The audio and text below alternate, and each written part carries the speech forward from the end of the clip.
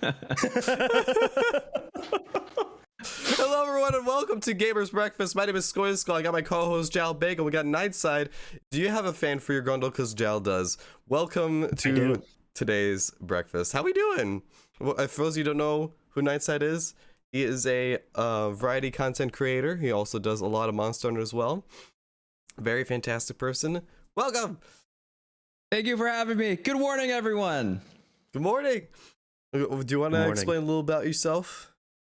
Yeah, sure. I mean, just like Skoj said here, I'm a variety content creator. I play a lot of Apex. I play a lot of Monster Hunter. I actually started my Twitch career with Monster Hunter. And the funny thing is, I never thought that I would actually ever be a content creator, let alone a Twitch streamer. But I ended up when I was living in Japan, I actually wanted to show my friends what Monster Hunter looked like across, the oceans. So I ended up getting my capture card installed in my 3DS from Katsukiri, which is no longer exists. Showed him how it played on, yeah, right. I always showed him how it played. Yeah, like they're great and everything, but like the problem is like the solder on it is like really weak. So like over time, it just kind of eventually just kind of stops working and making contact, so you have to actually resolder it and stuff. But I was just showing my friends how Monster Hunter was like on Twitch, and one day a viewer came in and was like, hey, do you do viewer hunts? I was like, sure, I do now, I guess. I do now. and then the rest is history. Now I've been streaming for like 5-6+ years. Hell yeah. That's fucking awesome. Wait, so you got all this like huge tech before you started streaming? Not really. I mean, because that was the only way to like really stream Monster Hunter at the time. Yeah. You needed to have specifically a custom capture card installed onto your 3DS. But and I had just to highlight something, like back then, like 5 years ago, these were affordable. Like, oh yeah, $200 to get done. If you had a 3DS already, you just like literally ship it to Germany. They put it in, you ship it back, and it was like 200 USD. Yeah. Nowadays, because they don't exist anymore, it's not accessible to get this like hard mod done. It's like a couple thousand, because nobody's making the capture card anymore and no one's installing it, which there's a person on eBay, but they're scalping the shit out of it. Oh yeah, no. I think when I did mine was about like 120, 130 or so, but that was like significantly a lot cheaper because like I lived in Japan, so I literally found the guy in Tokyo, and then I was like, hey, can I get this done? He had it done within like 2 hours. It was pretty chill. That's sick. Yeah, I just wish that the quality of the card itself was a lot stronger. I mean, like streaming it itself was actually like amazing, but then it's just like, I had to have it resoldered after like 2 years. So that's crazy. I've had this one's secondhand to me. This is actually, I'm its fourth owner. And I've had zero problems with it, other than recently when I tried to update it so I could play online, and then it broke everything. So I have to get that figured out. Oh no. I heard that like the easiest way to do like any 3DS capturing now is just through soft modding, but I mean obviously that goes into like a super gray area. But I mean, that's what I'm afraid of. The wireless of. mod, it's accessible. It's just bad. Yeah. Because like if you have bad Wi-Fi, or like if you aren't like immediately adjacent to your box, or like if it just hiccups for like a slight second, then like you just don't have the capture. I bought this to speed run, so like I needed something consistent. And then of course like I've been mid speed run before, and I tap the cord and it comes like disconnected. I'm like, fuck. Worst. Yeah. God, that's terrible. Yep. So like, what led you into content creation? Like, what was your gateway to it? I think the community aspect of it, I mean, obviously I started off just kind of showing my friend what Monster Hunter and at the time Fire Emblem Awakening looked like. And it was just a way to kind of show my friends how I was like playing video games. But like the more I played Monster Hunter and the more people started stopping by to like, hey, do you do viewer hunts and stuff like that? I was like, yeah, sure. I think that's when I started really liking content creation, at least the streaming aspect, because of the community thing kind of really got me in there. It's what led me to meet like, all kinds of amazing people, like obviously you guys, my best friend Uncle Pointy, as you guys already know. Yes, you guys are great. Honestly, that guy is my best friend for life, man. But I mean, just the whole community aspect of it, and then just really turning my passion for gaming into something a little bit more tangible, beyond just playing video games and stuff like that. But it wasn't until like maybe TwitchCon of 2000, actually no, E3 of 2018, and then TwitchCon of 2019, where I was like, okay, you know what, I think I really kind of want to take this a little bit more seriously, and really own the community aspect thing, and really own being a content creator. So I would say, after seeing so many different people kind of like flourish and stuff like that, and see them like see all kinds of success and connecting with like a whole bunch of people, I was like, I kind of want to do that too. Like that seems like it would be really fun, and it's something to work towards outside of like, throwing my life at a 9 to 5 all day every day. At least I could grind at something that I enjoy. Exactly. And I feel that. That'd be really nice. Good old 9 to 5s, am I right, boys? Oh man. That's really awesome though. I mean, like, so do you plan on going to TwitchCon this year? Yeah. So we already have the. Let's go. Let's go. We already have the rooms booked Nice. for the hotel. Like that was like one of the things we first did, and then we're just waiting for the tickets to go up so we can get our tickets, and we're all good to go. Hell yeah. I'm so fucking excited. We'll see you there. It'll be great. Heck yeah. Yes. Oh my gosh. I'm so. We need to have like a community hangout event, and we'll call it the community. We'll call it the Gathering Hall. Oh yeah. So and to kind of like I mean, I guess to kind of throw this out there, but Skoy and I were talking about this like when TwitchCon like was first announced, but we're gonna make like a community Discord for Monster Hunter creators for people that are going to TwitchCon, so people that wanted to like try to coordinate and like do meetups and stuff like that could while we're over there. So yeah, absolutely. We something did that we plan on doing. Thing. Yes. We did a similar thing for TwitchCon of 2019. So yeah, that'd be great. Oh yeah. It would be awesome. Let us know if you're going to TwitchCon 2022 in the comments below. There you go. Or else. Or else we'll never see another Phil Katie stream again. Everyone's been deprived. Dude, we haven't had one of those in a while. Good. Yeah. Well, I mean, like, that's like the highlight of my year, man. I showcased it on like. Huh? I was gonna say I showcased it on Liz's stream because people were just like, "Oh, it was like," people were like, "Oh, the Phil King is completely gone." She was like, "Would you do it for my birthday?" And I was like, "You know what? Turn on Discord right now." And the whole stream saw me just like. Do you like? You like my moves? My moves. I was gonna say like you should do like the Phil Keeney returns, and then at TwitchCon, and then it's like a PNG. And then it's like your PNG tuber in the Phil Keeney. Yeah. That'd be fun. Phil Kinney 2, the electric boogaloo. The electric boogaloo. My goodness. Speaking of electric, hey, you could cosplay Phil Keeney at TwitchCon. Here, I'll cosplay your Phil Kinney. You can cosplay my schoolgirl. Oh, even better. I don't know about that. Go ahead, pick your poison. That requires a lot more effort. I feel the bikini is just like take off your shirt, put on the bikini. I mean, I feel like it'll be a lot better too because it's just like it's more like it's hot there, right? Probably. Yeah, it'll probably be pretty hot. I mean, it's October. I don't know. Actually, no, it's in October, so it'll kind of be like a little bit more mellow compared to like the summer and whatnot. The nights are cold though. Yeah, the nights will be. You know what's the funny thing is it doesn't snow, I'll be good. Yeah. You know what's the funny thing is that like a lot of people kind of crap on Californians, complaining about it being cold and stuff like that. But for like, I to a certain extent, I actually agree. Because like, I actually like cold weather. I have half of me says that I was born in the wrong state. Yeah. But for some reason, the cold in California hits like very different. Like it'll just be like freaking, it's like 70. Yeah.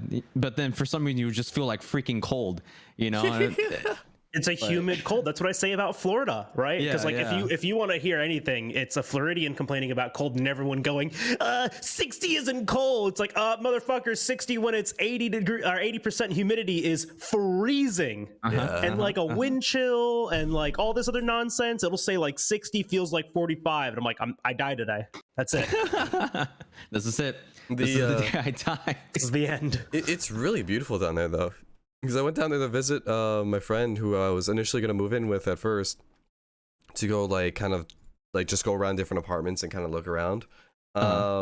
It's really beautiful there. It's really fucking nice. But like, holy shit, it gets hot and then randomly it's just freaking cold at night. I walk outside when it was like, what, 12 at night? And you're just like, what the fuck is happening? California is the only state that I can think of where you could be like on the beach in 90-degree weather that morning and then skiing in the mountains that afternoon in the same day. Oh yeah. Like, sure, man. Cool. That's one state. That's the funny thing is like a lot of us will probably think the same way, but none of us will actually ever do it. You know what I mean? Just like hang out at the beach and go straight up to the mountains. Like, all right, we're skiing now. Dude, I would do it if I lived there. I'd 100% do that. That'd be so cool. Because like literally just like in one day, just be like beach in the morning, skiing in the afternoon, go to like a fucking rainforest or whatever, like the redwood forest, like in the evening, and then go back to the city at night, like all one day. You hit all like the big four. That'd be sick. You hear that, chat? At the next GDQ, Jalbagel will be speedrunning Californian freaking recreational activities. Be there or be square. 24 hours. 24 hours, you got to do them all. Do everything. So God, you're also talking about how you lived in Japan. Did you grow up were you born and raised there, or was it kind of just? No, so I actually went there as an exchange student. So I think a lot of people cool. make the conception or has the misconception that I'm full Japanese. I'm actually only a quarter. But my roots are actually like very heavily Vietnamese. So I'm half Vietnamese, quarter Chinese, quarter Japanese, and I speak all three languages. But English, obviously, I'm fluent. Japanese, I'm actually very fluent, and then Vietnamese, it's like elementary at best, like conversational, very basic stuff. You can have a decent combo, yeah. Yeah. So I went to Japan in between 2014 2015 as an exchange student, and I was pretty much there from, I believe it was like from, I think it was like August that I was there for 2014. I came back like in July or August the following year, but I went there for school, and I also went there for kendo practice too, because I used to do kendo. I don't do it as much anymore because I've just been busy with like everything. But yeah, that's fucking awesome. Dude, that's sick. Where'd you stay when you were there? So I stayed in a town called Togane. It's pretty much like what you would consider like a suburb. It's like closer to countryside, but still urban enough to where it doesn't feel like it's the countryside. And I was only like an hour and 10 minute away, hour and 10 minute train ride away from like Tokyo and stuff like that. Oh, that's so cool. Yeah, and I think okay. Oh, Oh no, and then depending on the train that I took, sometimes it's like 50 minutes or like an hour and 10 minutes. But dude, honestly, that's sick. It was pretty awesome. I bet. What are you some of your favorite places to go? Some of my favorite, so they're all primarily food places. But one of my favorite places is a ramen shop called Dokurinsha, which is a ramen shop that's in the underground food court area of the main Tokyo station. Cool. So I love going there because there's tsukemen, or like do you know what tsukemen is? Nope. Not exactly. So tsukemen is kind of like the cousin to ramen, but instead of like the broth and the noodles, the broth is super concentrated, so it's almost sauce like. And then the noodles are a little bit thicker too and chewier. So you literally take the noodles and you dip it inside the broth and you eat it just like that. Oh, that sounds amazing. Yes. And then at the end, you can pour like a little bit of like hot water into it with like bonito flakes and stuff, and then you can drink it as if it was like regular broth too. Oh, that's so cool. It's so good. Other than that, just like all kinds of like, dude, there's the problem with like me going to Japan or even just living there, is that like there's just so many good places for food. Like the last time I went to Japan with my girlfriend, we went to a place called Atelier, which was a dessert place where they make all the desserts in front of you. We had like some kind of like creme brulee thing with like freaking noodles of like freaking pistachio ice cream and stuff like that, and it was just nuts. And like Sounds so good. they would like burn everything, and then like you'd see like flames like shoot up like just right in front of you. It was like, oh man, how many pennies just dropped in this room? And then if you're like a curry lover, there's like a place called Bondi, which was like highly rated on like Tabelog, which is like Japan's like Yelp. So we went there, and it's like super hidden, but it's super well known, and the curry there is just so freaking delicious. But then I say that about like 2 other like freaking curry places that I went to too. So it's just so hard. Like different places have like different really, really good eats that like I don't think I've ever been disappointed by like a place yet. So yeah. Oh yeah, that's so cool. That's like one of the big reasons why people go to Japan is for the food. Like the food there is fantastic. Yeah. But aside from like anime and everything, it's just a lot of people that I've like listened to podcasts or about Japan and stuff. I love Japan, but like they all recommended yes, there are figurines there, yes, there's gonna be stuff there to see, but use your money and buy food, because the food is just so good. Yeah, honestly, like, if you are a huge foodie, it is like one of the best places to go just for food. That's like one of the reasons why I want to travel more, is just to like eat in other places. That's all I want to do. Like I want to go to Italy to eat. I want to go to Spain to eat. I want to go to Japan to eat. I want to go literally everywhere just to eat food. Yes. That's it. Oh yeah. Dude, that's what I'm excited about TwitchCon for. I get to be on the West Coast. I get to eat there, dude. I'm so excited. New restaurants, man. I've lived in the same place for my entire life. And so like he's eating nothing but Chipotle. Can't wait. Nothing but Chipotle. My entire diet consists of Chipotle and cooking chicken at home. That's it. We have one ramen place here that closed because of COVID. Super tragic. I know. It's like an hour away from me too, and we used to go there like once a month. Yeah. Wait, how long are you guys planning on being at like TwitchCon? Like, do you plan on spending all your time in San Diego, or do you plan like going up to like Los Angeles, OC? What? We'll be for like the duration of TwitchCon, we'll be in San Diego. Yeah. And at least that's like the group plan. I'm actually taking an extended vacation, and after TwitchCon is done, I'm actually going to San Francisco to meet a friend. Okay. I'm going to stay with him for a few days. Yeah, San Francisco has some pretty damn good eats too. Yeah. Plus you got like he the Golden lives Gate Bridge. Yeah, he lives like right in the heart of San Diego, and he's lived there for like I think like 3 or 4 years now. And he's like, it's so wild because like we both like are born and raised in Florida, and then he moves to California. He's like, dude, I sold my car. Like I just walk everywhere. Public transit here is like actually a thing. It's like not a thing here in Florida. Yeah. It's so wild. I think with like what San Fran, you actually have the trams that the trolleys that run up and down. Yeah, and he works at Google, so like Google has its own transit system in the city. Wow. So it's just like he has so many options. There's like literally no reason not to have, but there's like literally no reason to have a car.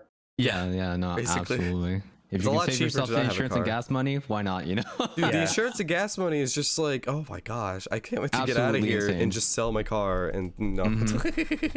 If I get a fully remote job this year, I'm literally selling my car. I don't need it. I don't do anything. If I work from home, I just stay here. Publix is across the street from me. I can walk or ride a bike.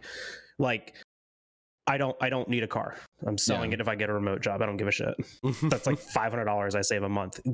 Please, like city designers. I know you're listening, right? Because everyone listens to this podcast. City designers, less car centric, more public transportation centric. Nailed it. Got it in one. Nailed it. You know what I meant. Honestly though, like I envy places that have public transit just because like it's just so comfy. Like it's even so like nice. When I like especially like when I lived in Japan, or like I went and hung out in New York and stuff like that, you know, just having like subways, trains, just running up and down, and like you can just basically go anywhere. You just have to navigate the map. And even nowadays it's just so easy to navigate everything. You just pull up your phone and just GPS, and they'll tell you you need to take this train at this time and you're good to go, and that's it. Yep. You know, especially for people that are first timers to like Japan and stuff like that. And this is just a bit of advice for people that don't speak Japanese. Tokyo and like other like very touristy heavy places like Kyoto, Osaka and stuff like that, they're very English friendly. So a lot of signs in Japan will be in English or written in, you know, alphanumeric characters. So it's easier for you to read where you're going. And then from there, you don't have to go into the train station and look at the map. Just pull it up on your phone. And there's actually apps dedicated to just reading the timetable for the train. So you know how to kind of navigate everything. So yeah. Yeah, that's so cool. Nice. Oh, they recently opened up the borders. Yeah, they recently opened up the borders for Japan as well, I believe. So yeah. Let's go. Can we go to Japan this year? Yeah, please. Yo, I want to go. Hello? Okay. Yeah, let's go. All of us go. All 3 of us. Dude, that'd be sick if we I'll had work as like a tourist guide / translator as a Dude, for that'd be food. sick. So. Oh, that would actually be fantastic. Oh, also, I don't know how many of you guys have heard about this or how much you know, but Japanese convenience stores like Japanese 7-Eleven, Family Mart, and Lawson's and stuff like that, absolutely amazing. Yeah. Like especially if you're a college student or you're a poor ass like salary worker and stuff like that. Place. The best place.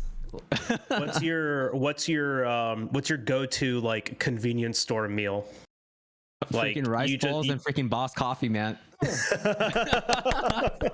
Like honestly, like it's like a super Asian thing to say, but at the same time, like 7-Eleven tuna mayonnaise or like even shrimp mayonnaise freaking rice balls hit so freaking different, and they're so good. And even like the frozen food stuff there is so freaking good. Yeah. Gosh, I want to go. It's a different standard, man. It's so good. Yeah. Let's just go right now. Let's go sell everything. I'll sell my house. I'll sell all my stuff just to afford one trip. Dude, I'm so mad because I was gonna go for the Olympics, right? And so like I think I've talked about this before, but I was gonna go for the Olympics. Like a couple of friends and I like were to plan on doing that. And so we we put down a deposit on a travel package. So what it paid for was like the flight over, the flight back. It was expensive. The flight over, the flight back, the hotel while you're there, and then the ticket to the Olympics and like vouchers for while you're there too. So it covered that experience, and we were gonna do like that whole thing. And so like we put it on a deposit, all this stuff, and then of course COVID happens, and they're like immediately, like the moment that country went on lockdown, they just canceled all the reservations. Yeah. Sucked. Wow. Man. Well, now I want to go so badly. Everything's going better. Now I just want to travel. Me too. Round 2. I think everyone's having like everyone's being deprived from travel because or like people that are not interested in travel are just like, get out of this house right now. I mean, because like my entire life has always been like, because Florida's gigantic. I don't know if you guys know this, but you can drive for 12 hours in Florida and still be in Florida. Yeah. Sounds about right. Moving from Florida to New Hampshire, it took like 6 or 8 hours just to get out of Florida. Yeah. Like most of the trip Florida's fucking huge. So like anytime you're leaving Florida, you fly. And flying out of Florida is expensive because you always have to like land in like Atlanta, Georgia, or you have to like land in like Charleston, North Carolina. You have to land somewhere. It's always a connecting flight.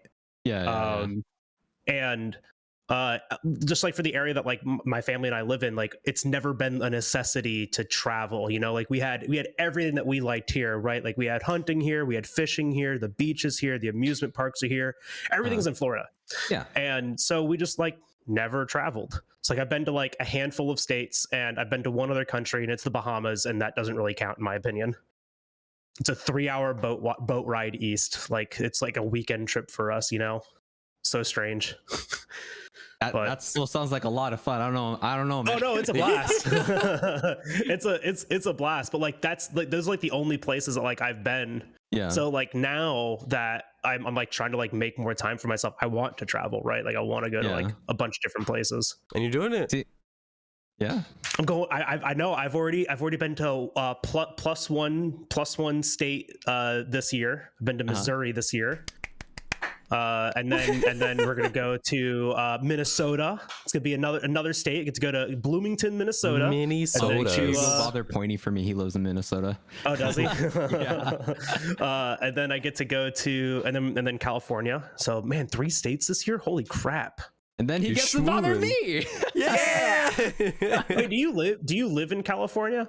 Yeah, I live in California. Okay. That's what I was asking, if you guys are going to be in like the Orange County area or like Los Angeles area, because like I live in Orange County. That's like roughly about an hour and a half, depending on which part of San Diego you're going to. Drive away. I think the last time I went to San Diego for TwitchCon, it was like an hour and 30 minutes from where I live. But like Orange County has like a crap ton of good places to eat, especially if you want anything like Asian and stuff like that. Like Orange County basically has it all. So because we're flying into because Skoy, we're flying into LAX and our plan right now is to fly into LAX, and then we're meeting friends in LA, and then we're all going to drive down south.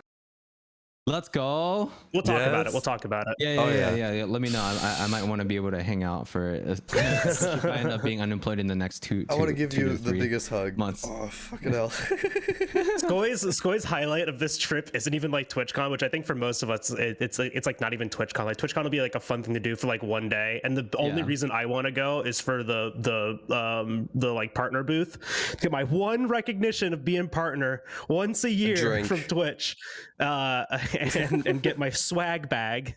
And then we're gonna fuck around in San Diego. They have a zoo there. I heard they have a zoo. Yeah. I want to go to that zoo. Aquarium in San Diego zoos too. everywhere, bud. Oh wait, I'm sorry. I said love zoos. aquarium, but we also have SeaWorld. So. Oh, don't go to that. Yeah. No, I don't. Yeah, SeaWorld's an abomination. We don't go to the SeaWorld in Florida. It used to be nice. It used to be good. Well, it used to be great when they weren't buying animals to put on attractions. But now they buy animals to put on attractions. Yeah, I think I've only been there one time in my adult life very recently, but it was because my mom wanted to go. So I was like, all right, I guess we'll do this for your birthday. Yeah, and it's like I can't say no. You know what I mean? You can say no to your mother. I can, Mom. No. They purchase whales. You know how illegal that is? We're not doing it. No. They rescued them. The same thing. Like we have. I don't know if California has one of these. A lot of the attractions that are in Florida, like California has them too. I don't know why. Disney or some shit. Yeah, but we have a place here called Busch Gardens. That's in Tampa. Is it in Tampa? I think it is. But it's there, like somewhere. It's like part zoo, part amusement parks. They have like roller coasters and stuff that like go through the attractions. It's wild that these animals don't just die from stress. So it's like literally a fucking like roller coaster that goes right over top of the like lion, cage. It's insane. What the fuck? You would think that I know. freak out the animals and stuff like that. I know. That's what I think too. Like they'd just be like completely strung out 100% of the time. But so that's part of the reason why I don't like. I've been there once and like I saw this. I was like, this is kind of fucking gross. And then also found out that when the place was like originally built like back in the 80s or 70s or something like that, that all of the animals they got there were rescues from a poacher who had them. And like, so the state like said, we're taking all these, but now we don't know what to do with them. And then lo and behold, we'll open up an attraction with all of these poached animals. And then also put an amusement park right on top of it. Because that's the moral high ground. Am I right? Oh God, the tourism industry in Florida sucks. Oh man. But kind of bringing us back a little bit. I ran. I'm sorry. No, it's I fine. apologize. No, it's fine. This is what the podcast is about. Segues are weird. We'll fix it in post. No, there's no right. post. Just take it out. That's right. There is no post unless there's something you want us to get out. But no. You're good. So with content creation and stuff with you, because this is about you. Whoa. What? Where are you going about with content creation right now? Because you're creating a lot of YouTube content, and dude, your fucking editing skills, I aspire to do that. Like, holy shit. Thank you, man. Honestly, you're no slouch yourself. Like, I've seen your edits, man. They're crazy good too. So don't sell yourself short. Thank you. Some of them Dude, I I'll do flat have an out make editor. something. I'll flat out make something, and then I'll see like I'll be like, oh yeah, this is cool, this is nice, and I'll upload that, and then like NightSide will also like post something. I'll be like, oh, let me go watch this. Like, holy shit, this is insane. Like, dude, the video that you made for like raids and like your channel trailer and stuff like that, I was like, damn, that's good. That's good shit. That's the funny That's so thing. good. And like I feel like I feel like Phil can kind of attest to this too. But one of the cool things about editing sometimes is that you just come into it with like zero direction sometimes, and you just don't know what you want to do. But you just start layering stuff on top of each other, start cutting things randomly, and then it starts to have a semblance of something that looks good. And then when you start building upon that, and you look back, it's like, holy crap, I made that. You know? And I think that's one of the most satisfying things about being a content creator, because like even like when it comes to like, especially if you're just a streamer, if you look at yourself and how you started versus where you're at now, it's like miles apart. Like there's no content creator that has been the exact same from when they started, fast forwarding like 1 to 2 3 years down the road. Unless you're XQC. Yeah. Unless you're XQC, in which case you could freaking shit on your hands for all anyone cares, and you'll probably still get a lot of views. I mean, he has his PC not even in a good case. It's on a cardboard box on the floor. Oh my god, man. That's all it needs to be, dude. I would die just doing something like that. I would just like, dude, I would start freaking out. But in terms of where I think the question was like what my direction was with like content creation. So I really wanted to a focus that I've been trying to really do as of this year was just really especially last year actually, but it's really hammering down on the label variety content creator, because like obviously I started with my roots with like Monster Hunter and stuff like that, and it's not that I don't enjoy Monster Hunter anymore or anything like that. I still very much love the series, and I feel like I'll always be a forever fan until they do something like really stupid or really bad. But I just wanted to kind of broaden my horizons and stuff like that, and really just instead of selling myself as like Monster Hunter content creator, I wanted to sell myself as like a variety content creator that's just entertaining. That's why I wanted to do things like the Kart Masters co-op and stuff like that. So it basically is a way for me to collaborate with my friends and maybe other content creators that don't usually get to like create content with, or maybe our communities are just like completely different, but have it kind of be like the melding point while also playing something different. Like very recently we were playing Mario Party and stuff like that, and that's always a blast, you know what I mean? And I never play Mario Party, so and then just the content offering for that with the content offering from like the synergy between like the people that we all play with and stuff like that, it's just it always has like a very interesting and a very unique dynamic that gets introduced every time we do like the Kart Masters co-op, even if it's with people that we've collaborated with for. But that's basically kind of where I want to go. Like I was watching like videos from like Ludwig or even like the Sky is Toast and stuff, and I was like, you know what, that looks a lot more fun than me only doing Monster Hunter stuff, so let's do that. You know what I mean? And even with like Kart Masters co-op, like we've done Monster Hunter once or twice. Even that can be interesting when you start doing things that go beyond just we hang out together, we hunt monsters, that's the stream. You know what I mean? Yeah. It's fine if you like people want to do that, but I kind of wanted to like make it a little bit more interesting for the people that watch. So then that way, it's not just us playing the game, it's us playing the game but challenging ourselves with like random stuff, like all right, naked interface, let's go. You cart once, you fill the entire quest, or even no heals, no items, no whetstones, no animal, like no pets and stuff like that. Just doing that's things like that. And if you fail, then you have to do a challenge, and the challenge, like the punishment is always like you have to do like push-ups, sit-ups, jumping jacks, or you have to take a shot of soy sauce or hot sauce. Oh yeah, I was watching you guys play Mario Party, and whoever like came in last on each of the mini games had to do a challenge. Oh yeah. We did some stuff really on neat. our co-op stream, like where we hit our HUD, like our own HUD, but then we can see each other's health. And it was always like the tensity. Oh, that's fun. Yeah, it was always so much fun because we don't tell each other how low health we are. But like, you're fine, man. You're fine. You're fine. Yeah, very low health. Yeah, you're fine. Oh, you could probably take one more hit, dead. Whoops. It was so fucking funny, but I was like, that's hilarious. It was so much fun to do it with you. Yeah. Oh my I feel like goodness. things like that just makes it a lot more fun because like, we already all play the game, you know what I mean? And I feel like especially in like this life cycle, like at the point in time where we are with like Monster Hunter Rise and stuff like that, Yeah. people are probably bored of just seeing people, oh hey, he did Apex Mizutsune for like the 30th time in a row trying to beat his PB and stuff like that. You know what I mean? Like even like Whoa, you got something against speedrunners? Whoa. No, I totally get it, dude. I get so bored watching I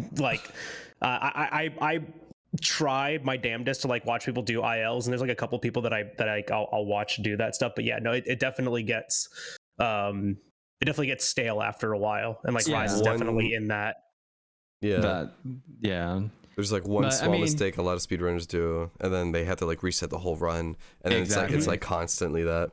And sometimes least it's those not runs even are the only like 3 speedrunner's minutes. fault. Sometimes it's like really like the AI's fault. It's just like they just do not want to cooperate with you, so it, like totally Yeah. just botches the script and stuff. Tragic that happens in speedruns. And a good thing they can reset. Yeah, right. But yeah, Yeah. that's pretty much where I'm at. So that's what I'm trying to do. Like I still have like my Monster Hunter content. So whenever Monster Hunter stuff comes out, I'll kind of put it in like a very nice, very what's it called? Almost like a PowerPoint presentation type of thing. Like these are the main parts. This is what we want to elaborate on. Boom. There's Oh the yeah, content. it's. You know. I feel like it. Oh yeah, I feel like it's really easy to like jump in and get involved into other content as well. It's just the time and commitment to get involved in that content. Because for Monster Hunter, we know who's a Monster Hunter creator. You follow people on Twitter. Someone posts something about an update that's happening. You're already involved in the loop of what's going on. Whereas I feel like Pokemon, I feel like it's around the same ballpark. It's really easy to find Pokemon creators. You're in that loop right away. Yeah. But I feel like it's definitely harder for, let's say you're getting into a brand new game, and you're just like, fuck, who's going to be in the loop about this? You don't know who's going to be in the loop about it. And then it's hard to like, kind of like steer into that content. Yeah, I always say that like transitioning from like one game to like a variety, it's like it's a lot less about the game that you're playing and more about selling your personality to people, Exactly. right? Yeah. Because you want people to come back because you made a video, not you want people to come back because you made a Monster Hunter video. Yeah. You know, Exactly. like it's so difficult as content creators, especially when the three of us are so heavily invested in Twitch communities, where Twitch communities are very much built on a single game. Yeah. Right. It's so difficult to be like variety streamer, but like you go and you look at that variety streamer, they've been playing Final Fantasy X for the past 3 months. Variety. Right. Like it's so difficult for people to break out of a single game into being able to play anything any day of the week and have consistent a consistent following, viewership, interaction, all that stuff. So it's definitely a challenge to get people to go from like, oh, I'm gonna watch NightSide because he's doing Monster Hunter with Kart Masters to going, oh, I'm gonna watch NightSide because they're doing a Kart Masters challenge in X game. Exactly. Right? Or just like they're just doing Kart Masters stuff tonight. Like let's watch. Exactly. That's like the biggest challenge that going into like variety content, because that like you're because like I have about maybe 80-95% confidence that if I stuck to only Monster Hunter, I only did Monster Hunter content, like maybe one day I'll do a speed run on like Apex Mizu or like Valstrax or something like that, and then like the other 2 days I'll do like community stuff and I'll swap it between like PC and Switch, like stuff like that. It's like it's very easy to kind of like calculate. It's like, all right, I can build upon my foundation of being a Monster Hunter content creator, but like the thing is like I feel that has like a cap, you know what I mean? Especially like with Monster Hunter. So I was like, okay, so if I really want to focus on long-term growth and development, then I really have to kind of broaden my horizons, and instead of selling myself as a Monster Hunter creator, I'm a variety creator that has a very strong tie into the Monster Hunter community and stuff like that. Like I felt like you can be a variety creator and then have like interests, right? Like exactly. This is like the worst example to give, right? But I'm going to give it anyways because this is the kind of like thing that I think a variety streamer should strive for. Ray Navarez Jr., Brown Man, Achievement Hunter, Rooster Teeth. He's been doing this stuff for literally years, so do not compare yourself to him. But he has sold his personality in a way that he can stream just about anything, and like, you know, he gets, you know, 1,000 like 3,000 plus like every time, like that whatever. But the thing is that he still has games that he's like heavily invested in, you know, like Minecraft. Yakuza games, like, well, not not Minecraft, that's a but I meme and a mean, half. well, yeah, it is, but I mean, like, whenever he does pop back into it, like, he can Yeah, he did gather up a audience. Minecraft stream because it was the anniversary of that's what I meant. I didn't mean that. The Achievement Hunters season 1 episode 1 of the Minecraft Let's Play. He did a stream of that the other day. It was entertaining, but like he has like the Yakuza games he's always superly interested in. He and like Pokemon games, right? Like, he's a variety streamer, but those things like he's super passionate about, right? And so like you can do the same thing. You can be a variety streamer and still be passionate about like Monster Hunter, like and just other things too, you know. And like your community can still know that, and even if that's like where you see your most success, it's probably a good thing since you are passionate about those things.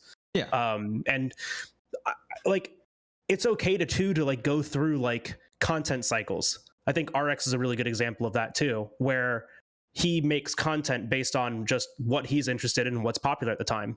Oh, Monster Hunter World's out, we're gonna make Monster Hunter World content. Oh, Rise is out, we're gonna make Rise content. Okay, Elden Ring's out, we're gonna make Elden Ring content. Oh, here's some Anthem beta's out, we're gonna make Anthem content, right? Like he just goes where, one, his interest is, and two, where like, you know, the current interest is. I think that's a smart move too. Yeah, absolutely. Just following gaming trends and stuff like that, being a part of what's in and whatnot, I think is like very imperative when it comes to content creation. And like just being as many places as you can, but really dialing when you find that thing that kind of really hits for you, that you just dial into that, and you just kind of like, you know, just pop it. Oh yeah, definitely. Even if it's like an old game or something, like hopping into a game where it has a big audience in it, like Zelda. Because everyone's going to be in every category for Zelda. Like, you're always going to find new people. And like stuff like Pokemon, it might be really difficult for other games where it's like an older game, like probably no one's ever heard about, and then you're just gonna have to like cross your fingers you find some new people, and then sometimes it doesn't happen. Retro is such a weird category to like lean into, because like if it's not like an SNES game that is Mario, Metroid, Zelda, or Pokemon, like nobody watches that. Like it's absolutely insane, unless you're what's his name, there's a retro speedrunner. He can literally he's literally speedrun like every game on the NES and SNES. His name starts with an A, I can't think of it, but I mean, he can literally stream any retro game and he's got, you know, 1,000 viewers for it. Like it's insane.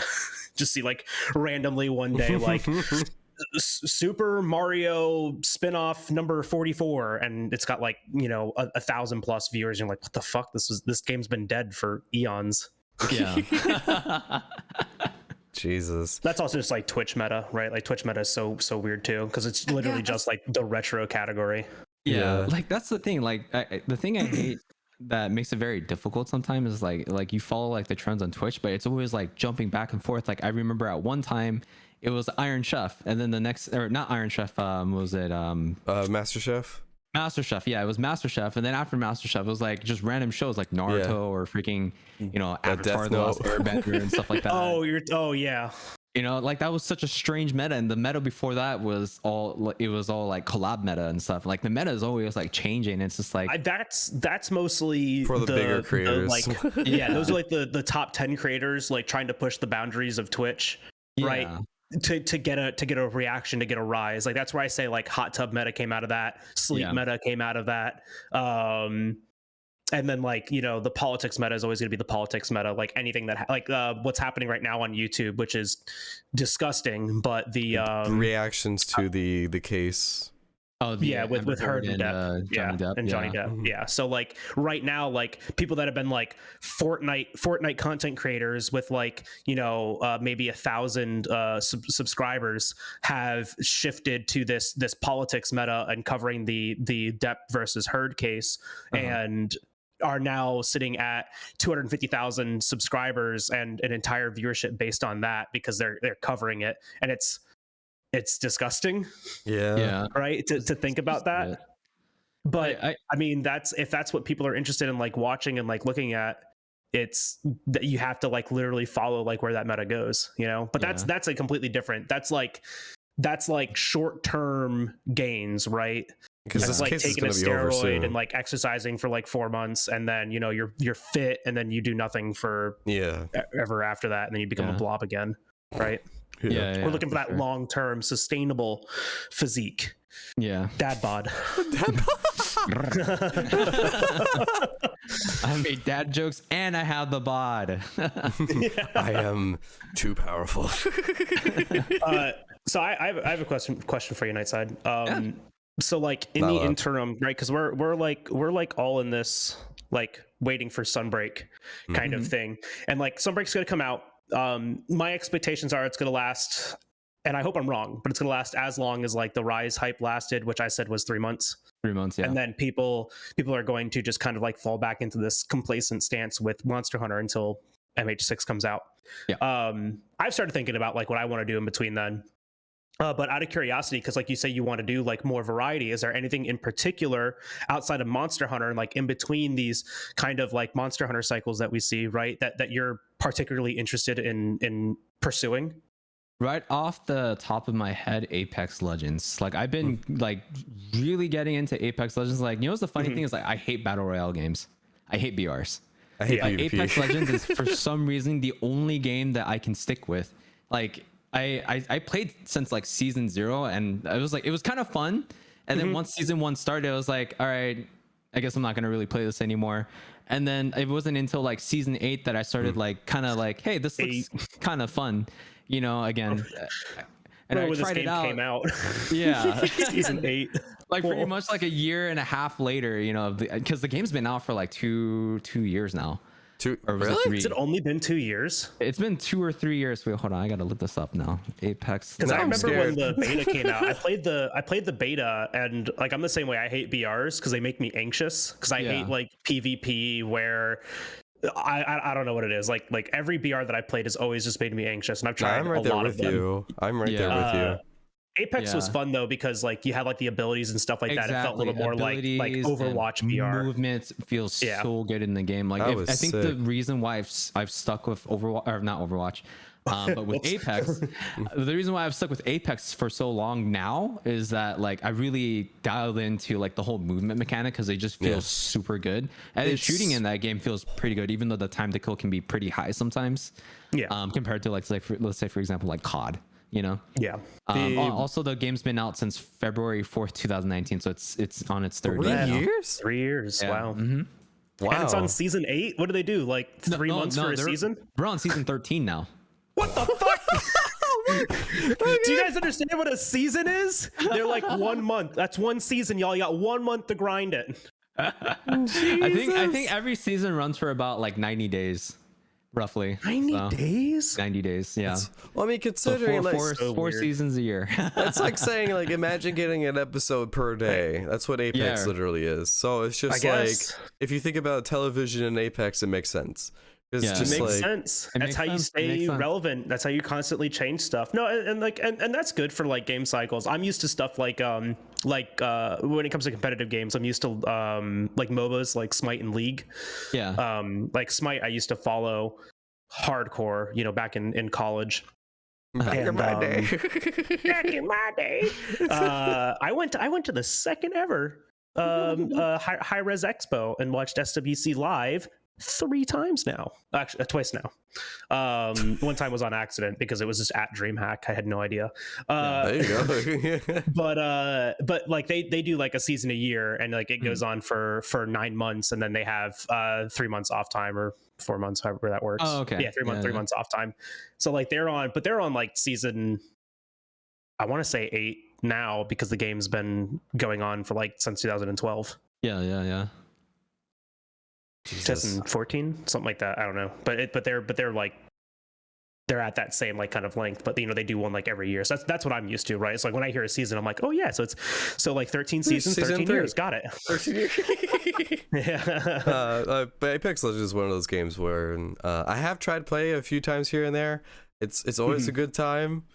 but like at the same time, I get anxious with PvP because like whenever I like meet an opponent, I'm just like my initial thought is just like, you're better than me, you're better than me, you're better than me. And I'm just like going in, shooting wildly. Yeah.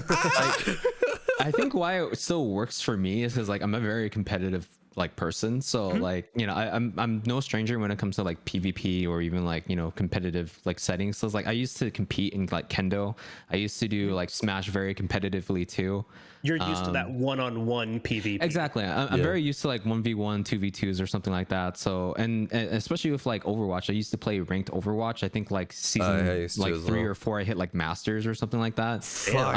And yeah, I mean, Genji? I feel like Masters then is like a little bit different now, but I mean, I also haven't played. I fell off after like season 5, and I just stopped playing the game altogether. Yeah.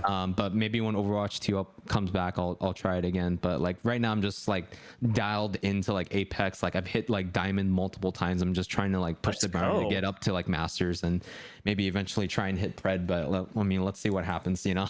Dude, that's sick.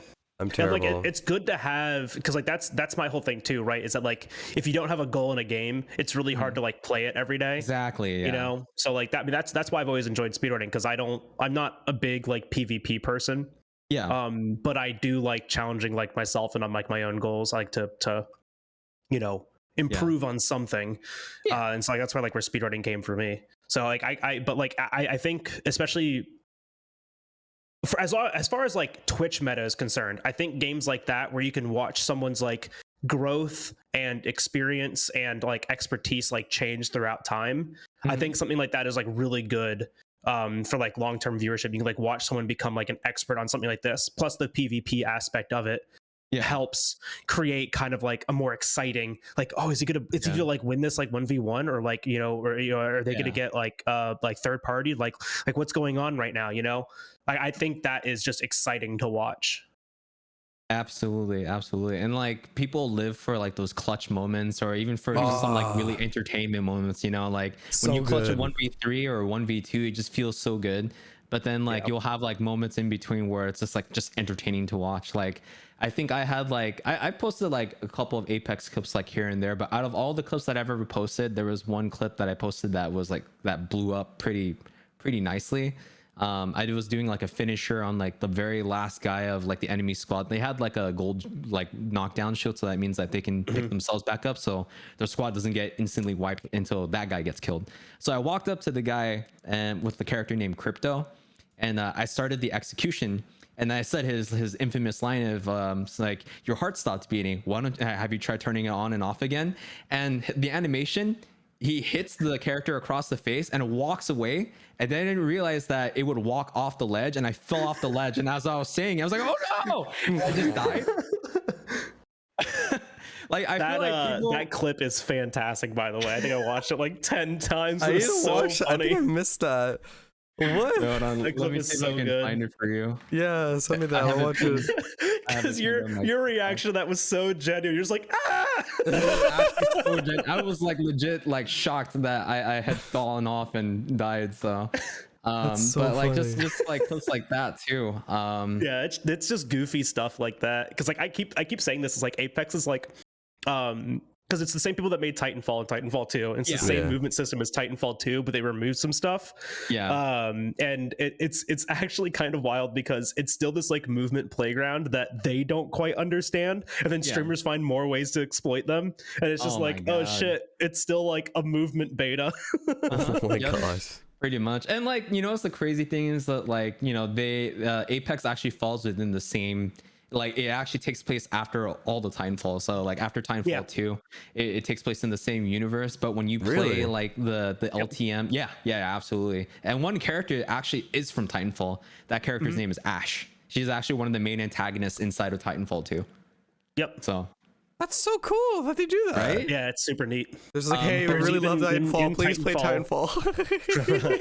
in Titanfall 2, because like I didn't really realize this, but in Titanfall 2, there's like one part where a character like drops a card onto like the camera of your Titan, and it's like you see it from like inside, but like on the card is literally, it just says like has like the Apex like logo and stuff like that. I guess that's logo. Yeah, and I don't know the story of Titanfall 2 yet. I'm gonna play it eventually, but I just thought really that was wanna like play really it. neat because I saw that, I was like, wait a minute, and then I asked, and I was like, they're like, yeah, it's like the same universe. It's like, oh shit, that's so same cool. universe. It's super cool. That's so And sick. one of the cool things too is that when you play on one of the LTMs or the limited time events, there's a it's the Halloween one, where if you die and you actually get like killed, what ends up happening is you come back to life but as a wraith. And then while you're a wraith, your movement is like all kinds of like crazy. It becomes basically Titanfall 2 movement because you can double that's jump sick. and you can like actually wall run and stuff like that. It's super crazy. There That's you go. sick. I really wish they would have kept like the full like Titanfall 2 mechanics, like movement mechanics, because it'd be like so funny just to see people like grenade boost and like just wall boost and like wall kick off of walls to get a boost and stuff like that. Like absolutely just complete That's- nutty. So Absolutely. Because I watch a lot of Titanfall 2 speedrunning because I just think it's so cool. It's super fun. In Super terms of satisfying to watch, speedrunning, honestly. I think Titanfall was the most fun I've ever had in terms of PvP because it's so much fun just grabbing a Titan, going in, just like boom. I keep saying it to this day. Titanfall would have been much more successful if they just didn't release the games on like the same week as like the Call of Duty games, because they did it with both of them.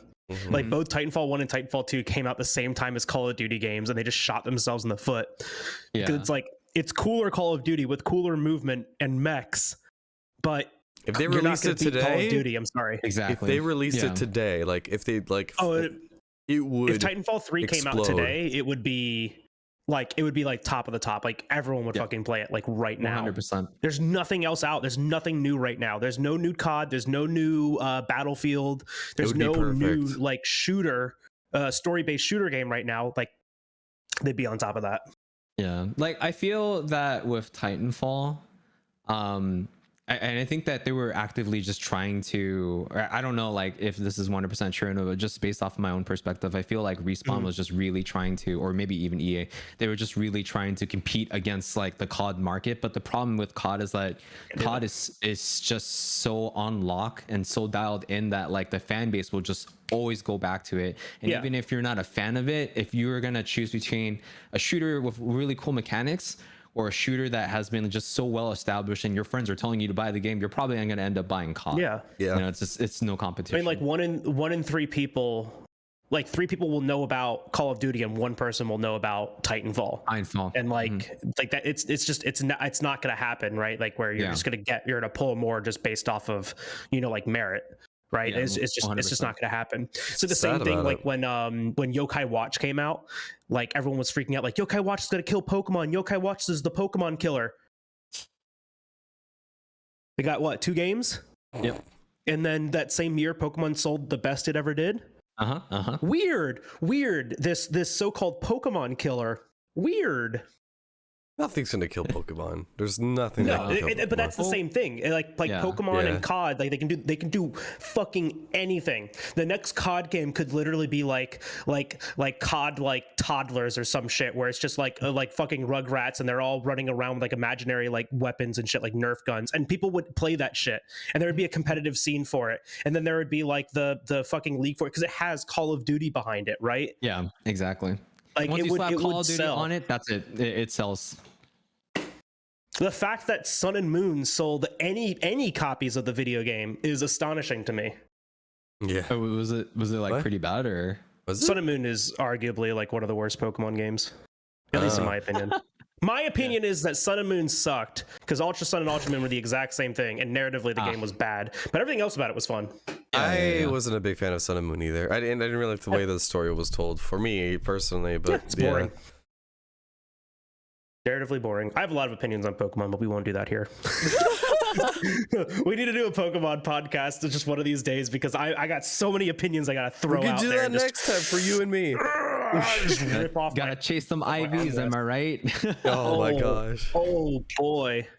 So with the digital event that recently came out for Monster Hunter, are you excited for Cedric Geos? I saw your reaction. I am super excited, and I think that I feel like it's been a long time coming for, especially like for Seregios and stuff. I'd say that there's a lot of monsters that deserve to make a return into the Monster Hunter Yeah, they could series be and in stuff any like that. game. Yeah. It could be any game, especially like, and I know this is what you're hoping for, but you know, maybe maybe Oh, you no. know, fingers crossed, maybe we'll see Gore Magala. You know what I mean? Did you see the but- meme that was posted for it? The blood, No. like there was like some kind of disease thing going on. It does like the same mechanic for Malzeno that Gore does, but it's called The blood differently. blight. Yeah, the blood Yeah. blight. And then Gore's just like No, okay, and I don't want to like shoot your hopes or anything like that, but especially because they're just so similar think in, it's gonna the happen. way that I don't think it's gonna happen. I just feel like Gore is just that was actually aimed at me. You did good. That was the point. oh man. But yeah, no, I'm super excited for Seregios to make a return, or as everyone in the Monster Hunter community calls him, Steve. Steve. But like, dude, the gear for Steve has always looked so freaking awesome, and like looks the so good. weapons. And I think the thing that I'm most excited about is actually two things: is just seeing how Seregios will act and fight in the setting of Monster Hunter Rise, right, or in a more modern day Monster Hunter, as opposed to like, you know, the older engines and stuff like that, and how I'm more excited for the newer Monster Hunter players, or players that have never played any of the older generations of Monster Hunter, get to experience Seregios, but you know, in a modern day time. It's gonna Can't be wait, because like so good. even in previous games like in 4U and Gen U, Seregios was already like a hyper aggressive, like super fast, Exactly. like attack after attack monster, and like even in those games it was still balanced around like you would have an attack and like the monster would like reposition for a bit and you have another attack, you know, so you had like a chance to like reposition and heal, because healing is standing still and stuff like that. But like Seregios, even in that aspect and even in that design mechanic, was still really fast, really aggressive, really repetitious. Yep. That doesn't exist in Rise. No. So like it's just gonna be like boom, boom, boom, boom. Like we're gonna Yeah. have non-stop just Seregios going Pine cone absolutely ape shit throwing. bonkers. Yeah, he's Oh gonna my God. strike at us with his legs and just And I feel like So going cool. into like mastering with Rise, we'll still have like a large majority of the monsters still kind of have that like that push and pull, where it's just like a lot of, you know, I'm gonna attack you. Here's the longest cooldown of your life, so you know, so that you can go in and like really wail on the monster. But then like you know, monsters like Tigrex, Nargacuga, Diablos, like monsters that have always been known to be like super aggressive. Like I really hope that, you know, Capcom really, or the Monster Hunter team, takes that and really just makes it super challenging, because I feel like a lot of people just don't feel challenged in Monster Hunter Rise. And you can yeah, and you can argue all day that it's because of like, you know, Silkbind and like the wire bug mechanics, and to a certain degree I feel like that is true, because it allows you to be a lot quicker than the monster, or you can kind of like mitigate Or a lot more of like aggressive, exactly right? yeah, Like you can just play up front all the time with counters and Exactly. and blocks and stuff.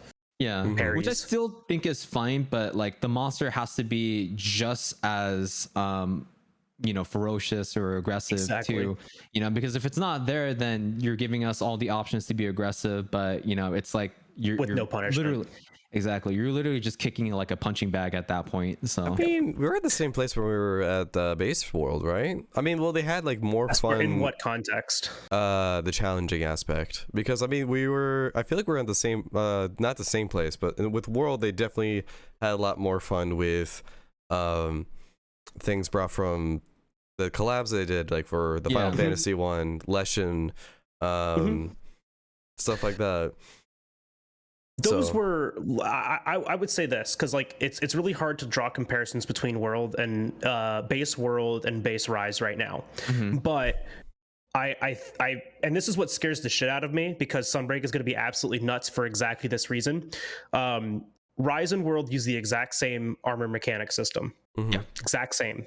The only difference is talismans, okay, and how talismans function. Because now talismans have slots. When you introduce that aspect to it, now we get end game base Rise equipment sets that look like end game Iceborne sets. where you have max attack boost, max crit boost, and also, you know, some survivability skills. It starts getting insane. The amount of skills that you can start shoving into these sets, even just at base rise.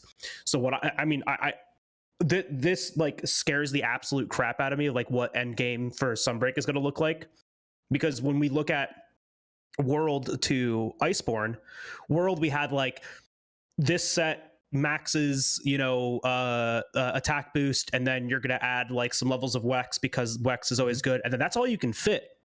Yeah, you did it right. Like you're running Duration 4 and then like Nergigante Waste, and that's like full attack boost with some crit in it, and then the Defender weapon, because that's what we did to the meta then. And even then, you only had like eight skills. It really wasn't insane like it is right now. And then we have Fatalis armor. Oh yeah, but like and like that's like the thing though, is that like compared to like Fatalis armor, we're reaching the same number of like skills or more in base rise equipment sets. Yeah. Like that's crazy to me. So I mean, like I don't care, like as far as like balancing goes and stuff like that. They're different games, so like, you know, sure, whatever. Then like I'm not complaining that like, oh, Riot's a for tune, so it's too easy. I'm just saying that like Sunbreak is going to be fucking bonkers if we're already seeing sets like this out competing skill efficiency wise, you know, Iceborne sets, which we were complaining about Fatalis gear being busted. Yep. Bruh, it's gonna be so cool. But like that's like I expect to see more like fun skills in Sunbreak. That's what I want. Like skills that introduce like new complexity. You know, like the Hellfire Cloak on Magnum Mallow stuff. I want to see more skills like that provide like a weird benefit for like investing in them. And then actually being able to use those things, you know, because like right now it's like not really viable, because if you invest in that, you can't really get to, you know, other things that you need to complete a hunt quickly, efficiently, because we're all gamers. Gamers. I'm really excited for it. I don't know. I'm looking forward to it. Oh, me too. I'm so curious if like what Sunbreak changes we're gonna get that affect the base game experience, right? Yeah. We got two of my top favorite monsters in there already now, and I'm so like I don't know like what's gonna happen with switch skills, right?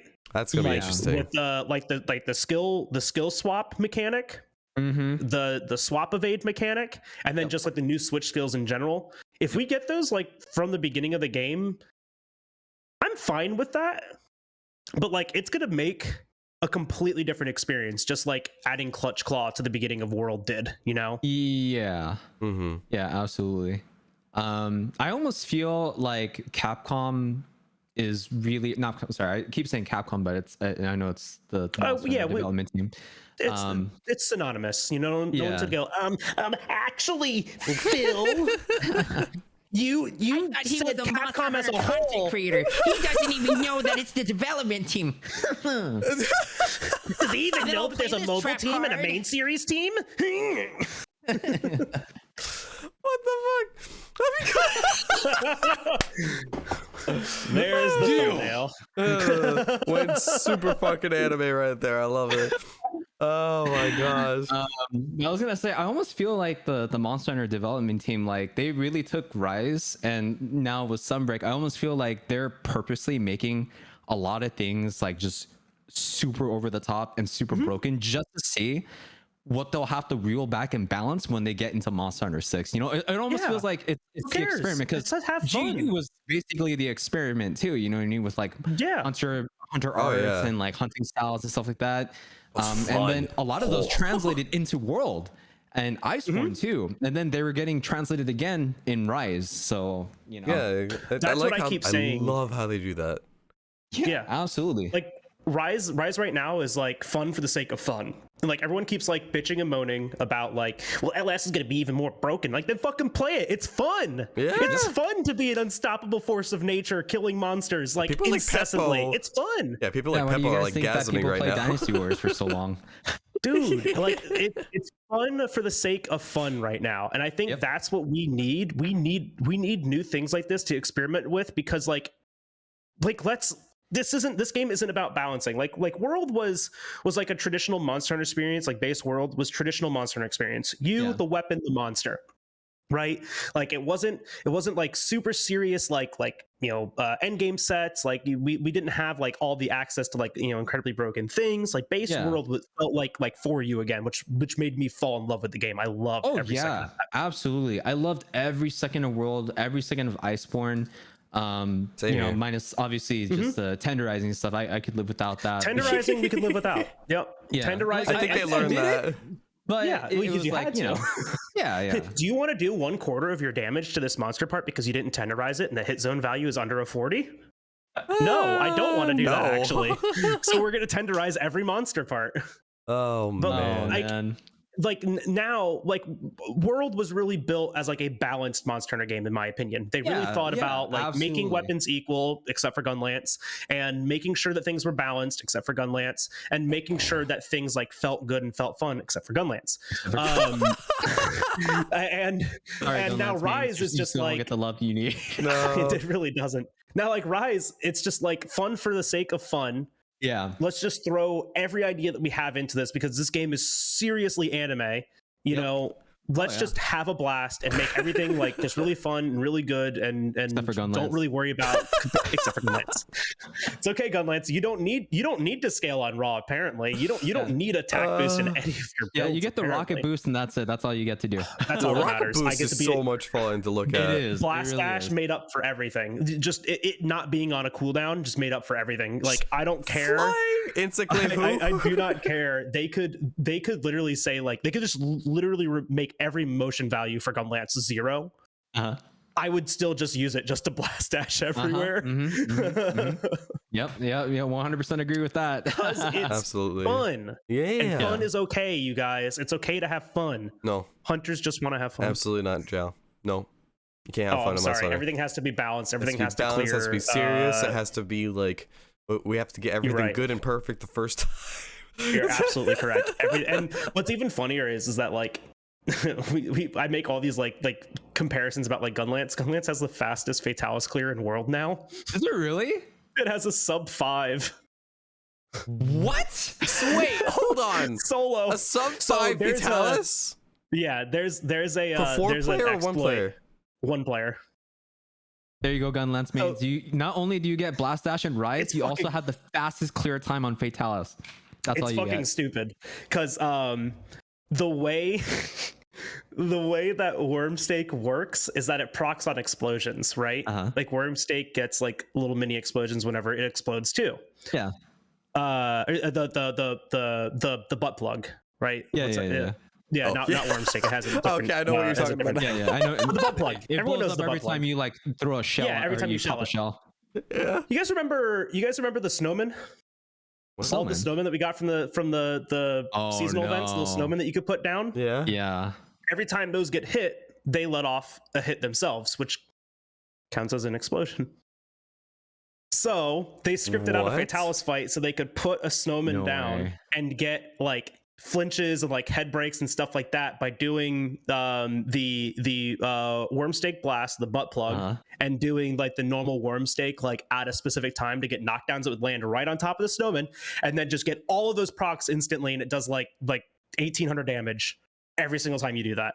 It is so funny. This is like one of the coolest speed runs. It's one of the coolest speed runs I have ever seen. A Japanese player that I do not remember the name of. Oh, okay. Yeah. Japanese, Chinese. I'm bad at this. Do you guys remember the butt plug? Yeah. No. This time I swear. But I don't know if you guys ever saw that post on Twitter. I think it was on Twitter, but like there was a post about the Rajang, and then it was when the Wormstake or like the butt plug move was introduced to Gunlance, and someone had like put the butt plug into Rajang in its butt, and then the guy said witness exploit. Oh no, that's always really funny. Really weird. It's always fun when you stick it into the face because it looks like they're smoking a cigar or something. Yeah. You see a tiger. Did I say sub 5? I meant sub 4. 35903. I put it in the chat so you guys can look at it later. Monster Hunter is just easy. I cannot wait to watch this. Monster Hunter is just easy. It's so good. Yeah, Monster Hunter is too easy, guys. I don't know why Jesus everyone's Christ. complaining Too easy. about Fatalis being too broken or Latron being too strong. Like, you guys are all just noobs and you're bad at the game. I'm kidding. No. Hashtag SkojSkull is a gatekeeper at Monster Hunter. Wow, even after that After that gatekeeping- video, I made a whole After that you gatekeeping made. video. No, I don't mean any of that, by the way. Yeah, but I can't pronounce this runner's name. I think it's Japanese. I cannot pronounce Yeah, this it's runner's Japanese. It's name. Japanese. But, Oh, you actually helped me translate this. oh, what does Oh, it is say? it the- On my Soy neck. sauce? Was it the Arata no Hajimari? What? What does it say?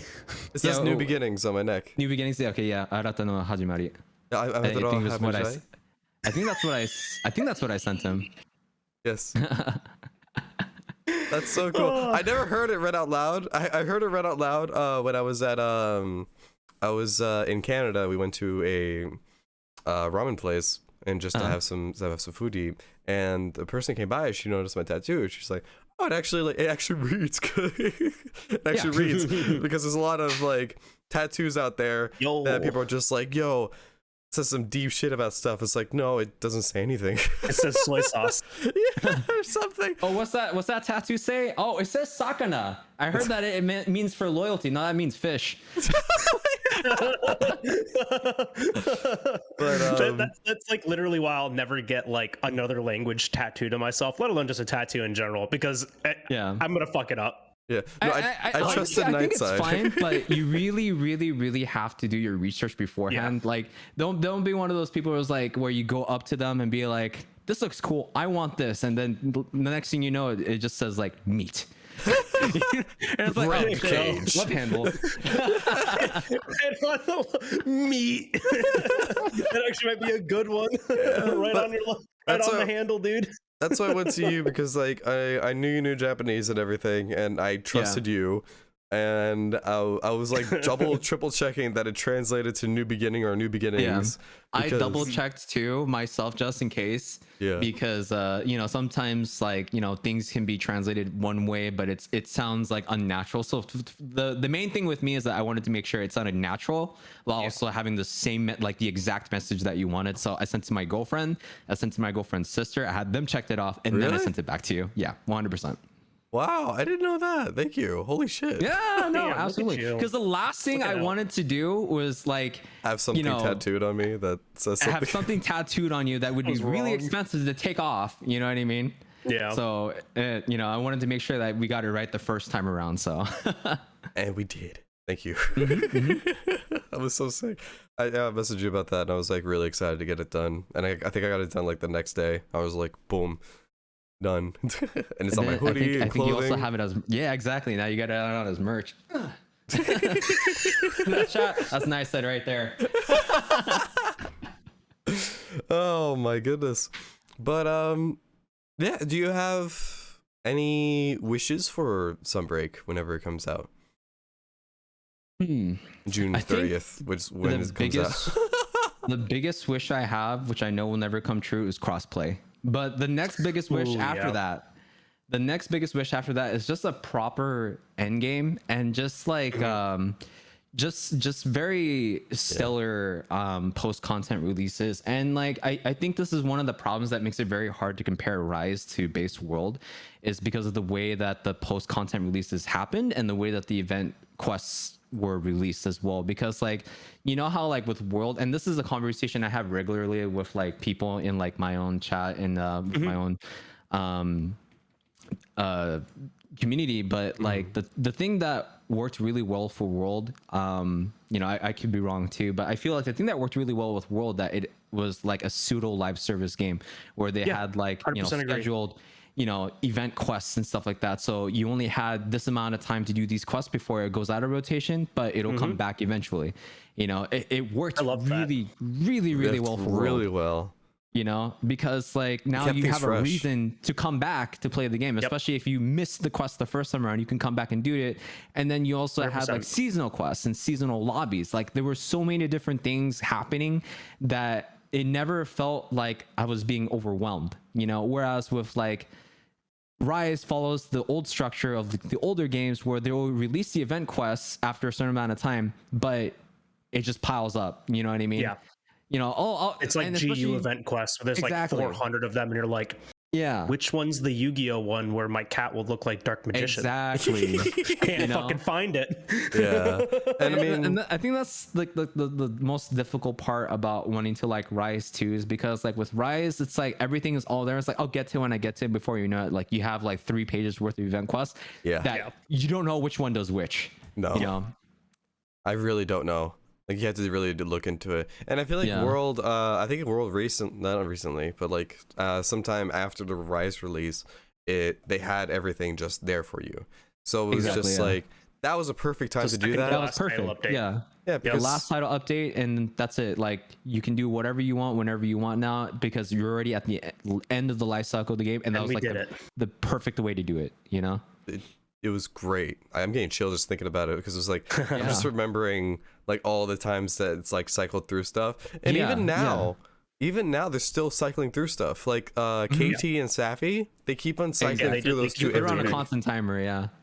That's the And thing the So that I- good. Elatria every other day still. Yeah, that's what I appreciate about like World, and I think not a lot of people really realize this. I mean, obviously for people that are like new to the Monster Hunter series, you know, they would never know. But for people that have played World, and even if the people that started with World, you know, I think right off the bat they'll know that because of these events and even the monsters where they're on like a cycle or on a timer. You know, it kept you coming back to the game, and that's something that lacks in Rise, because Rise honestly is it literally, like, I don't want to like discredit like Rise or anything like that, but it literally Content is yeah, it's a content dump, and it's literally what Generations Ultimate was, or Generations even, you know what I mean, Yeah. where just a bunch of events just got dumped in there, but like you can do it at your own pace at any time, so it just you know, you kind of lose the motivation midway when you start feeling the burnout for the game. And then the other thing is too is that having I said seasonal events and lobbies and stuff like that and events, but obviously with like the monsters too, having those siege monsters, right? Just and like having a reason to pick up the game and grind for gear, like even if it was RNG, it was something to work towards, and that's something that No, we it kind was of very really cool lack in feel. Rise. Yeah, oh yeah. It's like right now you have like the only thing like you can do for a challenge is like Apex monsters, which aren't really much of a challenge. But when you start doing like the emergency versions of those quests, you're really only doing it for the sake of the challenge. Doing That's it. Of doing That's it. You're it. only doing That's it There's no it. reason to. There's There's no reason. There's no there's no purpose, you know what I mean? Like the Apex monsters like are literally there just as an extra challenge, and then the emergency that's it. quest on That's top it. of that is just, you know, just there, you know. Is So it? Oh my Yeah. god, it's my biggest pet peeve with the end game of Rise right now, which I'm hoping is fixed in Sunbreak. like I still feel to this day that the game that had the best end game, or at least for like, you know, based off of like the older Monster Hunters, to me is 4U, because like GQs were just 4U super fun to do. And like, you know, obviously like even though like the RNG for the like the weapon drops and stuff like that kind of sucked sometimes. Yeah, that was bad. And Yeah. Y stones were bad. Exactly, Y stones are really bad. but it was still, you know, a lot It's still better fun. than just go into random quests, get a bunch of resources, throw it at the freaking talisman Oh my melder, God. and then wait 10 And then get quests nothing. And then get nothing. Yeah, Yeah. It you made know? us That's my degrading. biggest pet peeve about Rise right now, because like your only motivation to keep playing right now is just for a talisman. Mhm. And then outside, like, and you're not guaranteed the thing. Exactly. Like, and I think, and that was like a lot of people's problems with like Safi and KT, which I think both of those would have made a lot better if they just made like a rare drop Uh-huh. that you got for clearing it at like a certain level. Like, oh, you got max research on Cool Taroth, Which they you're did good for guaranteed to get Safi. this rare drop. Yeah. Right. Well, Yeah, because they? because you use the materials to kind of upgrade your weapon and your gear. Yeah. Yeah, for the weapon. to awaken it, yeah. Yeah, to awaken But then it. you that's still had to what it like random RNG like roll for the abilities, and you still had random RNG for which weapons you got. Yeah, Yeah. but Right. I mean, at least And- it wasn't too terrible to the point where it's it just really like, wasn't. If you put the time into it, you eventually got it. And it's the same thing with like Kulf Taroth. Like if you put the time into it, you eventually got it. But those things could just be made better by like just get 7 of the rare drop and then like combine it with like Rathalos materials, and there you go. You have your QR Fire Switch Axe. Yeah, like even if that would have been made, you have to plug in XYZ rubies or XYZ like manacles and stuff like that. It would still give you some kind of something to work towards. That's more tangible. You can kind of see the progress. Yeah, and like a guaranteed drop, like something like how I literally always come back to this. If you're gonna make an RNG based system, make sure there is a way to guarantee your drop. Final Fantasy 14 does this perfectly with endgame grinding because you get a weapon coffer and a totem. The weapon coffer everyone has to roll on, and if you get it, you can open it for your class, and you're guaranteed it. But everyone has to roll on it, so you have like a 1 in 8 chance of getting it. Yeah. But you also always get a totem, and you exchange 7 totems for the weapon. Brilliant. The only problem about that is that you can only get a totem once per week, and then so now you're spending 2 months to get a totem. But at least you also have 7 chances to get the thing. Yeah, you know? Up until that and point. there are ways of like making those chances better too. Like Savage content. If you do Savage content with all brand new people, you get 3 chances at gear. Oh, that's sick. So everyone has a chance to get a coffer for that. Like that's awesome. Yeah. That's really fucking nice. Like and so like if Monster Hunter did that, literally no one would have had a problem with KT or Safi. Just giving us a way to guarantee the drop, like the equipment, you know? Yeah. But like even then, like we all loved World because it gave us like a reason to play it. So yeah. Honestly, beating a dead horse at this point. Beating a dead Kieran. With the exception of the tenderizing mechanic, I think about 99% of the way that World and Iceborne was delivered was I actually feel that it was perfect. You know what I mean? That's why I know Guiding Lands could have been a little better, but Guiding Lands definitely could have been better. Yeah. I enjoyed it personally, but I can see why. Yeah, but I just think took too long. At the end, when they actually revamped Guiding Lands, I think that was perfect. It worked. It was finally working. I grinded 3 zones to max before they fixed it, and it took months. And then they fixed it. They're like, oh yeah, and like now you can level areas like a lot faster and like a lot of time. And I'm like, bullshit. What are you doing? But in a way, I feel that it was also planned that way too, because they definitely wanted you to keep playing the game, and that was the way to do it. And then when you get to the end, that's when I was like, all right, you can have everything. So but I feel like a lot of people will give me shit for this, but I actually rate World and Iceborne almost as high, if not higher than For You, for that reason, just because of the way that For You rate it higher than For You. I think I would too. All right, we're definitely best friends now. Because like this was the thing, is that like combat wise, outside of Clutch Claw and Tenderizing, combat wise, I find Iceborne perfect. Yeah, it's great. Like 100%. There are some things that are a little overtuned, sure. There are some weapons that perform a little bit better than everything else, sure. Gunner weapons are always going to be that, and I don't care that SNS is perfect. It's a super high skill ceiling, right? Like 100%. SNS being as good as it is only as good in like the right hands of a person. Player. Exactly. Like I love how high of a skill ceiling there is on SNS. But like even outside of those things, just the I mean, like you said, the live service camaraderie that was around it, it was the best like current content Monster Hunter experience that we have had. 16 player ever. Lobbies too. Can we have that back, please, Capcom? Like, it was good camaraderie, so but I think the Switch would melt if you put more, if you put more than 8 models of anything in the same area. Absolutely. PC only 16 player lobbies, please, Capcom. Thank you. Dude, Monster Hunter 6, if we ever get 16 player lobbies again, I'm just gonna fucking make an MMO already, guys. Just make an MMO. I'm sure it'll come back. Yeah. Oh yeah. I just want them to make an MMO. That's it. Just do that. Just make another MMO. Really At this point, it would be. Man, they won't do it. But at this point, an MMO would be super successful. I think so, but there would be a lot of challenges that we would have to overcome, like how they would handle like instances and stuff like that. Updates. But MMOs do that already. Yeah, like I'm pretty sure 14 is P2P. So like, there's really like, wait, no, is it P2P? I think it is. But like, there's like really no problem with like how 14 does instances. 4 people in a dungeon, 4 people in a hunt, perfect. The whole dungeon loads at once. all the enemies are there. Yeah. We can do that. You know? And then when you go out into the field, just traveling from one place to another, monsters can randomly spawn like right then and there. So back to the Honestly, topic of I think open it world easily Monster make it Hunter. We're gonna talk about open world Monster Hunter again, baby. Let's do it. Round 3. Let's go. Round 3, but oh my gosh, yeah, no, I'm personally really excited for Sunbreak. I'm excited. Like, I think every Monster Hunter fan is just excited for it. Yeah, everyone new is content. just Looking forward ready. to anime nonsense. Just Yeah. more anime nonsense. Yeah.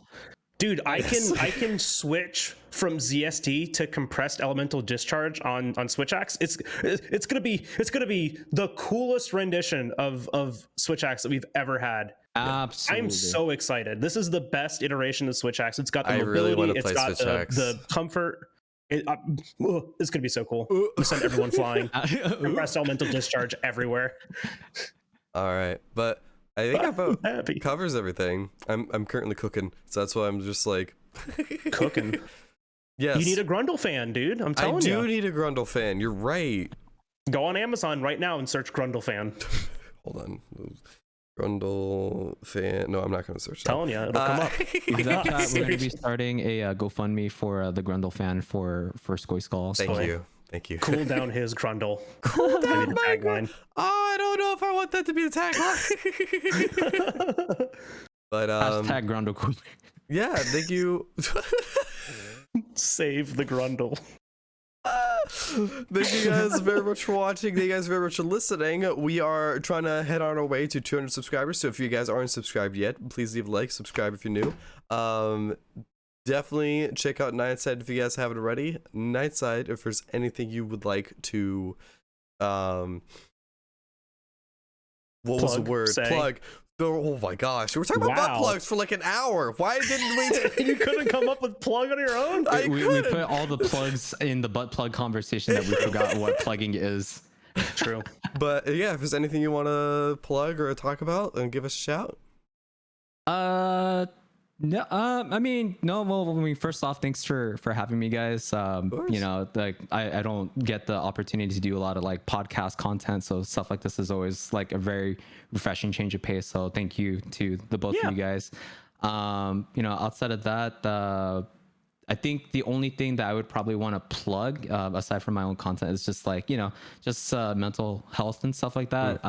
You know, I'm personally going through some stuff right now, not like a lot of like crazy like family stuff or anything like that, but just like with job stuff. So like for anyone that's like watching and listening to the podcast, I'm sure like mental health is something that pops out like time and time again, but I just want to kind of double down on like the importance of like mental health. So if you ever feel like you're in a toxic environment, you're in something that is just absolutely toxic to you, and you feel like, you know, it's not worth it for you, then, you know, you owe it to yourself to stop doing what it is that's toxic to yourself and just remove yourself from the environment so that you can put yourself in a clearer space, a more positive attitude, so you can pick yourself back up and move on to something better. So Amen. that's the only thing I want to say. But aside from that, no, a really fun time. I love you guys. Love you too. You know, you two are easily one of the people that I watch the most when it comes to like anything Monster Hunter related and anything just gaming related, like especially with like your podcast and stuff like that. So Appreciate thank you it. so much. Thanks, man. Thank you for being here. Thank you. Holy shit. Now I'm getting all emotional. I love you long time. Stop it. But go on. Sorry. Yeah, right. But Your girth. It's too big. but Always gotta end it on a comedic note. oh, it's gonna be great. Thank you guys very much for watching. Thank you guys very much for listening, and put us in your mouth. All right. No. Goodbye. Stop it. Yeah. Do not encourage this. It's gonna happen. Yes.